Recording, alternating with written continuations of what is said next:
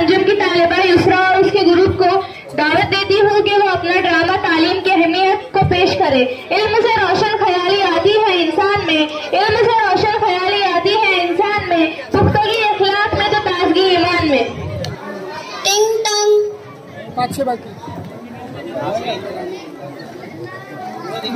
हुआ ना भाजी अपने नए साथीदार से मिलना चाहते हैं। ठीक है बुलाओ, आइए। अस्सलाम वालेकुम वरहमतुल्लाहि वबरकातुहू।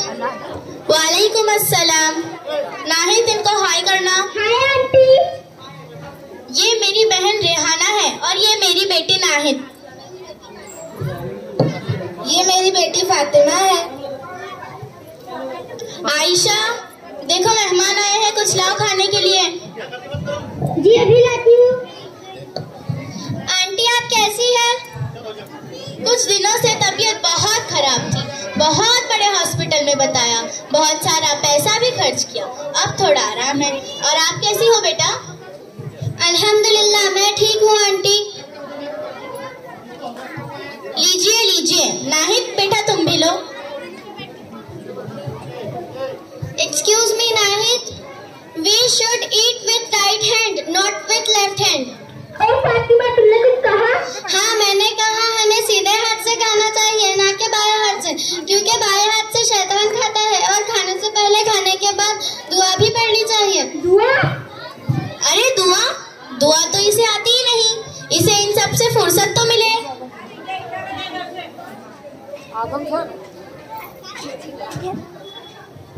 टिंग टांग टिंग टांग। आयशा देखो कोई आया है। जी अभी देखती हूँ। नाहिद तुम अभी तक रेडी नहीं हुई? नाहिद तुम निशा की बर्थडे पार्टी में नहीं जा रही हो क्या? नहीं आ रहा नाहिद? मम्मा मुझे बर्थडे पार्टी में जाना है। पहले अपने क्लास टेस्ट के लिए प्रिपेयर हो जाओ। नहीं मम्मा मुझे जाना है, मैं जा रही हूँ। देखो फातिमा भी किसी की बर्थडे पार्टी में नहीं जाती और केक भी नहीं काटती। पर क्यों?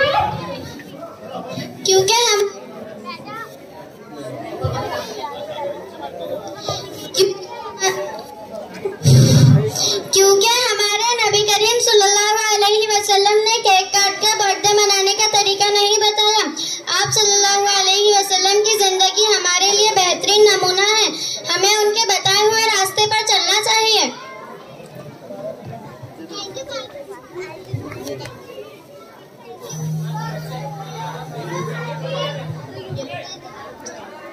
थैंक यू फातिमा, आपने हमें बहुत अच्छा मैसेज दिया। इंशाल्लाह आज से हम आपकी बातों पर अमल करेंगे। खुदा हाफिज आंटी। पर मुझे मस्तियाँ करना बहुत पसंद है।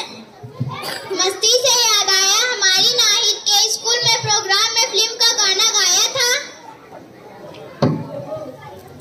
हमारी फातिमा ने भी स्कूल के प्रोग्राम में माँ बाप के बारे में स्पीच दी है। बोलो फातिमा।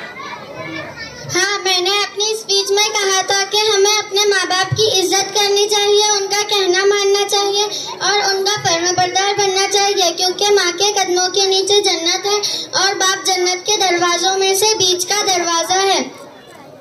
बेटा फातिमा तुम कितनी मीठी बातें करती हो। तुम कौन सी स्कूल में पढ़ती हो? शुक्रिया आंटी, मैं एक ऐसे स्कूल में पढ़ती हूँ जहाँ दीन और दुनिया दोनों की तालीम दी जाती है। नाहिद तुम कौन सी स्कूल में पढ़ती हो? मैं बहुत बड़े पब्लिक सिटी स्कूल में पढ़ती हूँ। हाँ क्योंकि आजकल के जमाने में पढ़ाई बहुत जरूरी है ना, इसलिए मैं अपनी बेटी नाहिद को बहुत बड़े स्कूल में पढ़ाती हूँ ताकि वो पढ़ लिख कर बहुत सारे पैसे भी कमाए। क्या आप अपनी बेटी को पैसे कमाने के लिए पढ़ाती हैं? हाँ हम पैसे कमाने के लिए ही पढ़ाते हैं। हमें अपने बच्चों को पैसे कमाने के लिए पढ़ाना नहीं चाहिए, बल्कि दीन और दुनिया दोनों की तालीम हासिल करने के लिए पढ़ाना चाहिए। हाँ आप सही कह रही हैं। फातिमा इतने अच्छे से दुआ पढ़कर खाती है, इतनी अच्छी बात करती है। मैं भी अपनी बेटी नाहिद को ऐसे ही स्कूल में पढ़ाऊंगी जहाँ दीन और दुनिया दोनों की तालीम दी जाए और बच्चे अदब भी सीखे। हाँ हमें अपने बच्चों को ऐसे स्कूल में पढ़ाना चाहिए जाती है।